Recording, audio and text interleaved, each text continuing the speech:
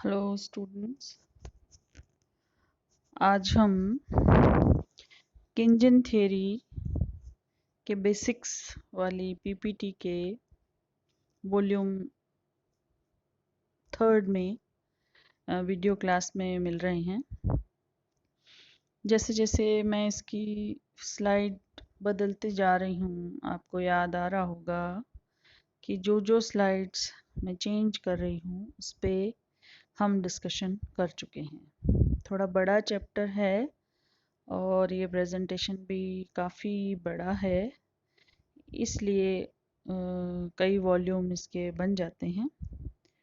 तो जैसा कि हम चल रहे थे कि किस तरीके से प्रभावपूर्ण मांग के चार्ट के डिस्कशन में केन्स ने बताया, या केन्स की जो थ्योरी है वो क्लासिकल थ्योरी से किस प्रकार कई मुद्दों पर, तथ्यों पर डिफरेंट हो जाती है, उस पे भी हमने विस्तार से चर्चा की। और हमने देखा कि लेबर मार्केट में इक्विलिब्रियम जो है वो केन्स ने जो समीकरण यूज़ किए वो क्लासिकल समीकरणों से भिन्न थे। क्लासिकल्स के अनुसार श्रम की मांग और पूर्ति उसकी रियल वेजेस का फलन होती है, जबकि केन्स के अनुसार वो मनी वेजेस का फलन होती है। तो यह स्लाइड जो आपके सामने अभी खुली है वह लेबर मार्केट इक्विलिब्रियम को बता रही है, N S is equal to N D, जिसपे हमने लास्ट क्लास में काफ़ी विस्तार से इस स्लाइड पर चर्चा की थी कि केन्स के अनुसार निवेश और बचत का जो इक्विलिब्रियम है वह भी क्लासिकल जैसा कि कहते थे उस तरीके से नहीं होता है, बल्कि जो निवेश है वह एमईसी और आर का नेगेटिव और पॉजिटिव दोनों मिक्स फलन है। एमईसी के साथ वह धनात्मक रूप से जुड़ा हुआ है, जबकि आर ब्याज की दर के साथ निवेश की मांग ऋणात्मक रूप से जुड़ी हुई है। और दूसरी तरफ बचत फलन में बचत जो है वो ब्याज की दर का सीधा फलन न होकर आय का सीधा फलन है। व्यक्ति की आय होगी तभी वह बचत कर पाएगा। अतः जो ध्यान देने वाली बात है बचत के बारे में वो ये कि लोगों की आय के स्तर इतने पर्याप्त होने आवश्यक हैं कि देश में बचत दर को बढ़ाया जा सके। इस प्रकार से केन्स के बहुत सारे आयामों पर इस थ्योरी को हमने देखा, क्लासिकल थ्योरी से उसके डिफरेंस को भी देखा। यदि परीक्षा में प्रभावपूर्ण मांग पे प्रश्न आता है, केवल केन्स का प्रभावपूर्ण मांग का सिद्धांत का विश्लेषण कीजिए, तो आप प्रभावपूर्ण मांग से प्रारंभ करेंगे अपने उत्तर को। वह क्या है ये सारा इस पीपीटी प्रेजेंटेशन में आ गया है। इसका एक पीडीएफ भी मैं आपको शेयर कर दूंगी, आप अपने खुद के हाथ से अपने नोट्स बना लीजिएगा। दो प्रश्न अलग अलग तैयार करने हैं आपको। एक है प्रभावपूर्ण मांग का सिद्धांत केन्स का, और दूसरा है केन्स का रोजगार का सिद्धांत। यद्यपि केन्स का रोजगार का सिद्धांत प्रभावपूर्ण मांग का सिद्धांत ही है, लेकिन लिखने के लिए थोड़ा सा हमें फर्क करना पड़ेगा। प्रभावपूर्ण मांग में सारा का सारा जो हमारा जोर रहेगा वो प्रभावपूर्ण मांग के निर्धारण में, उसकी समीकरण में, उसके चार्ट में, उसके डायग्राम के विश्लेषण में, यहाँ तक ही रहेगा। जबकि रोजगार के सिद्धांत में थोड़ा सा हम जो लिखेंगे वो जो शैली होगी वो रोजगार निर्धारण के रूप में लिखेंगे। तो इस तरीके से जब आपके पास बुक भी अरेंज हो जाएगी तब आपको और ज़्यादा अच्छे से पता चल जाएगा कि वास्तव में केन्स का जो रोजगार का सिद्धांत है वो प्रभावपूर्ण मांग का सिद्धांत ही है एक तरीके से। क्योंकि यदि अर्थव्यवस्था में बेरोजगारी फैली है तो केन्स कहता है उसका कारण प्रभावपूर्ण मांग की कमी है। और प्रभावपूर्ण मांग सरलता की दृष्टि से देखा जाए तो दो सेक्टर या टू सेक्टर इकोनॉमी में सी प्लस आई के बराबर होती है। सी कंजप्शन डिमांड और आई इन्वेस्टमेंट डिमांड, जो कि दो सेक्टर्स हाउस होल्ड और बिजनेस सेक्टर से आती है। तो प्रभावपूर्ण मांग को समझने के लिए आप ये समझ सकते हो कि जब अर्थव्यवस्था में वस्तुओं, सेवाओं या सप्लाई की मांग कम हो जाती है क्योंकि लोगों के पास आय नहीं है, परचेजिंग पावर नहीं है। और आय और परचेजिंग पावर इसलिए नहीं है क्योंकि वो बेरोजगार हैं या उनकी छंटनी हो गई है, अब वो बिना काम के घर बैठे हैं। तो जिससे दो मुख्य लक्षण पैदा हो जाते हैं, एक अति उत्पादन की समस्या और दूसरा बेरोजगारी। तो आज जो हम देख रहे हैं मंदी की स्थिति पूरे विश्व में आई है, उसमें थोड़ा सा फर्क है सप्लाई को लेके। कल ही मुझे किसी ने क्वेश्चन पूछा था कि भारत में फिर महंगाई भी बढ़ती जा रही है, सब्जियों के दाम और अनाजों के, दालों के, ये दाम भी बढ़ते जा रहे हैं, और आप तो कह रहे हो कि मंदी में प्राइसेस कम होती हैं और बेरोजगारी फैलती है और अति उत्पादन पड़ा रहता है। कहाँ पड़ा है अति उत्पादन? उनको किसी को मान लीजिए लैपटॉप अपने बच्चे के लिए चाहिए, तो बाजार में लैपटॉप ही नहीं है, तो वो कह रहे हैं कि कहाँ है अति उत्पादन।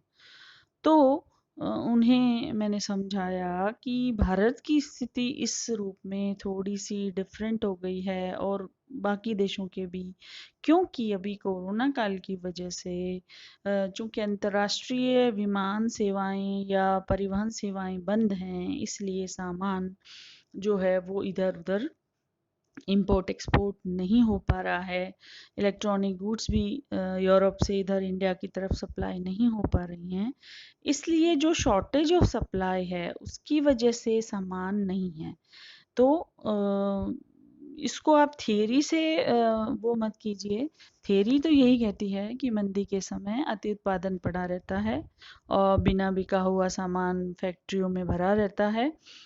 चूंकि वह ही नहीं बिक रहा क्योंकि लोगों के पास आय नहीं है, इसलिए और उत्पादन करने का कंपनियों का मादा नहीं है या हिम्मत नहीं है, तो उनको प्रोडक्शन बंद करना पड़ता है, यानी फैक्ट्री बंद करनी पड़ती है। लेकिन अभी जो मंदी की स्थिति आ रही है वो इस रूप में है कि चूंकि बाजार बंद हैं, लॉकडाउन है, इस वजह से फैक्ट्रियां नहीं खुली हैं, तो सप्लाई तो शॉर्ट हो गई है। अंतर्राष्ट्रीय परिवहन और इवन राष्ट्रीय परिवहन भी बाधित हो गए हैं काफ़ी टाइम से, इसलिए भी सप्लाई शॉर्ट हो गई है कुछ खास जगहों या क्षेत्रों या देशों में। तो वो जो अति उत्पादन जो दिखाई नहीं दे रहा कि भी फैक्ट्रियों में कहाँ पड़ा है, वो इस वजह से नहीं है क्योंकि परिवहन हो ही नहीं रहा है सामान का ज़्यादा। और महंगाई इसलिए हो गई है कि जो भी लोकल जो खाने पीने की वस्तुएं हैं वो लोग स्टॉक करने लग गए हैं लॉकडाउन की वजह से। इस वजह से भी सप्लाई शॉर्ट हो गई और उनकी प्राइसेस, जब सप्लाई शॉर्ट हो जाती है तो प्राइसेस बढ़ जाती हैं, क्योंकि सप्लाई फंक्शन में पूर्ति और कीमतों का सीधा संबंध होता है, इसलिए पॉजिटिव ढाल वाला पूर्ति वक्र होता है। तो भारत के संदर्भ में तो खास ही स्थिति होगी क्योंकि हम जनसंख्या भी बहुत ज़्यादा हैं। हम एक एक घर भी यदि होल्ड करने लग जाएगा सामान को तो 7 दिन में ही सप्लाई शॉर्ट हो जाएगी। तो इस तरीके से वो इस भारत के संदर्भ में मंदी का, पर्टिकुलर इस काल वाली मंदी का यह जवाब होगा यदि कोई आपसे पूछे तो अब हम वापस अपने टॉपिक पे आ जाते हैं, क्रिटिसिज्म ऑफ केन्जियन मॉडल। निश्चित रूप से जब कोई विचार आता है तो उस विचार का विपरीत विचार भी आता है। उस विचार से जहाँ कुछ सहमत होने वाले लोग होते हैं वहीं कुछ असहमत होने वाले लोग भी होते हैं। चूंकि केन्स से पहले 200 सालों तक क्लासिकल पढ़ा जाता रहा, तो उसके शिष्य, उसको चाहने वाले ये लोग भी बहुत ज़्यादा हो गए। इवन स्वयं केन्स ने भी 18 साल तक उसी को पढ़ाया, तो कैम्ब्रिज में ही पढ़ते थे, क्लासिकल पढ़ते थे, और जब वहाँ प्रोफेसर लग गए तो क्लासिकली पढ़ाते थे अपने स्टूडेंट्स को। तो इस तरीके से केन्स का भी निश्चित रूप से एक आलोचक वर्ग भी है जो उनकी भी कटु आलोचना करता है। आलोचनाएं आपके सामने पॉइंट वार दी हुई है कि संतुलन की अवधारणा स्वयं विरोधाभासी है। वो कहते हैं संतुलन जो है वो अल्प रोजगार संतुलन पे ही आ जाता है, पूर्ण रोजगार संतुलन से पहले ही अर्थव्यवस्था संतुलन में आ जाती है। इसे वो सिद्ध नहीं कर पाए, इसलिए वो आलोचक कहते हैं यह विरोधाभासी है। केन्जियन अर्थशास्त्र मुख्य रूप से स्थिर है, स्टैटिक है, अल्पकाल का है। अल्पकाल की बात करते हैं कि दीर्घकाल में तो हम सब मर जाते हैं, तो आलोचक कहते हैं कि अर्थव्यवस्थाएं दीर्घकालीन विकास योजनाएं बनाने से ही चलती हैं।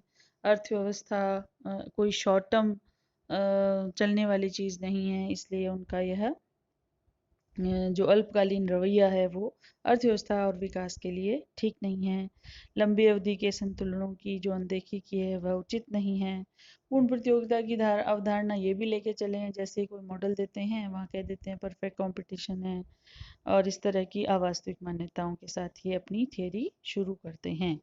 और आलोचक कहते हैं केंजियन सिद्धांत जो है वो एक सामान्य सिद्धांत नहीं है, यानी हर किसी भी अवस्था पे लागू होने वाला जनरल थ्योरी नहीं है, वो भी एक स्पेसिफिक सिद्धांत ही है। और जहाँ तक रोजगार की बात है, प्रभावपूर्ण मांग और रोजगार की अवधारणा को आपस में इतना उलझा दिया है कि कौन सा सिद्धांत क्या है यह समझ नहीं आता है। और इस तरीके से बंद अर्थव्यवस्था की अवधारणा लेके चलता है तो वैसे ही अवास्तविक हो गया, क्योंकि आज पूरा विश्व ओपन है, ट्रेड होता है सभी के मध्य, आयात निर्यात होते हैं जिससे उनकी कीमतें भी प्रभावित होती हैं। अतः आंतरिक बाजार भी आयात निर्यातों से प्रभावित होता है। तो इस तरीके से आप ये आलोचनाएं देख लीजिएगा।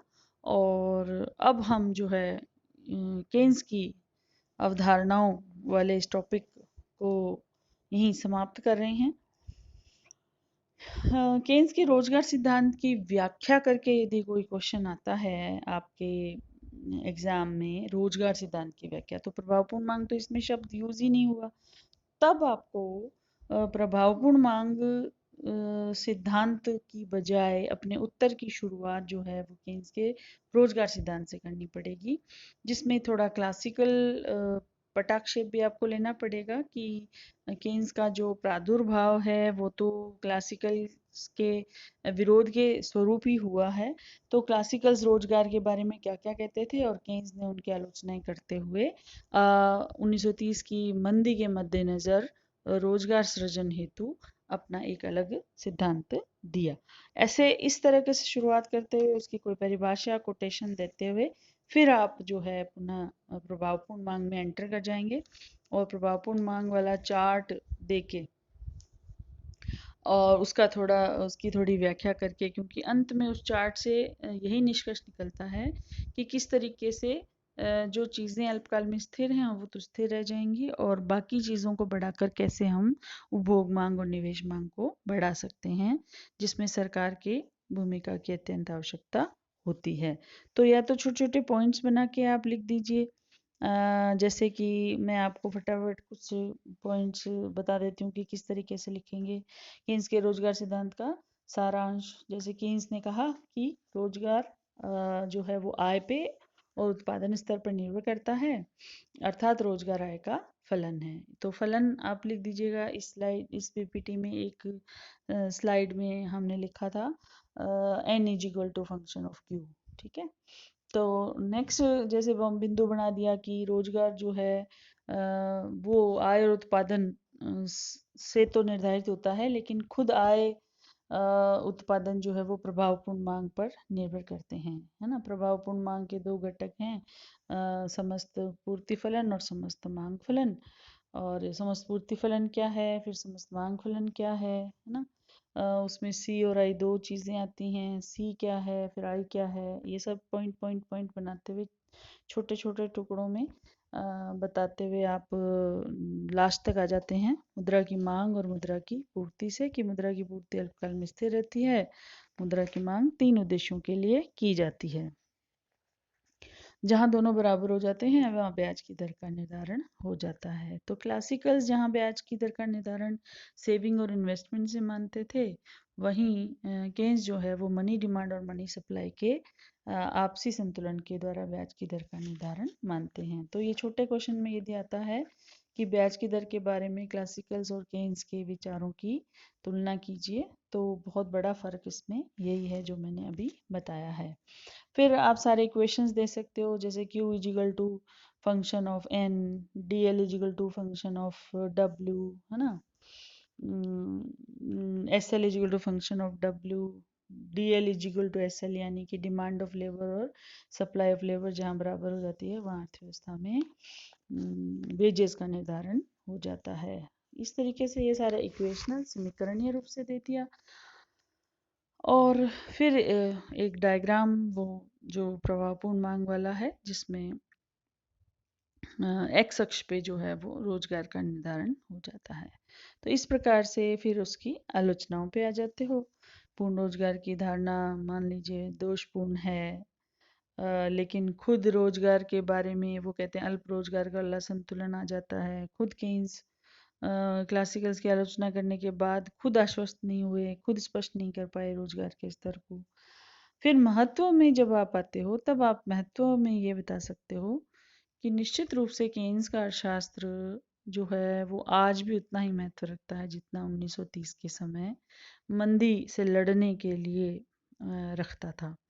क्योंकि आज भी विभिन्न देश जो है उनको आवश्यकता है सरकार के हस्तक्षेप की, सार्वजनिक व्यय को बढ़ाने की, लोगों के हाथ में आय देने की, काम देने की।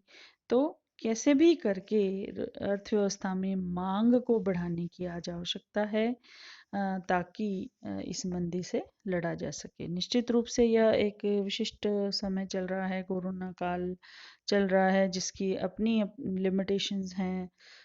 लेकिन धीरे धीरे जब सारी अर्थव्यवस्थाएं मंदी के दौर में जा रही हैं, भारत की अर्थव्यवस्था की भी स्थिति बहुत खराब हो चुकी है, तो इतनी बड़ी जनसंख्या के साथ रोज उनका भरण पोषण करना तक बहुत मुश्किल होता जा रहा है। तो ऐसे में लॉकडाउन्स खोले जाएंगे, अर्थव्यवस्थाएं वापस दौड़ेंगी, तभी जाकर इस मंदी से हम लड़ पाएंगे। तो आज के समय में केंजियन इकोनॉमिक्स का रोल बहुत ही ज़्यादा बढ़ गया है, जिसमें सरकार ही वह संस्था है जो इस बिगड़ी हुई स्थितियों को संभालेगी और अर्थव्यवस्थाओं को पुनः पटरी पर लेकर आएगी। तो आज की क्लास में हम यहीं ख़त्म करते हैं। केन्स को जब आपके पास बुक आ जाए तो पॉइंट्स बना के खुद केन्स ने जो क्लासिकल्स की आलोचना की उस पर एक पूरा बड़ा क्वेश्चन आ जाता है। आलोचकों ने केन्स के अर्थशास्त्र की क्या आलोचना की उस पर भी कई बार एक बड़ा क्वेश्चन आ जाता है। तो खुद केन्स के प्रभावपूर्ण मांग के सिद्धांत पे प्रश्न आ सकता है, केन्स के रोजगार सिद्धांत पे एक प्रश्न आ सकता है, क्लासिकल्स मॉडल को विस्तार से समझाइए, इस पर एक क्वेश्चन आ सकता है। तो ये जो सेक्शन है वो बहुत ही महत्वपूर्ण है परीक्षा की दृष्टि से। तो आप इसे बहुत ध्यान से तैयार कीजिएगा। नेक्स्ट क्लास में हम फिर मिलेंगे। तब तक के लिए आप पढ़ते रहिए और अपना ध्यान रखिए।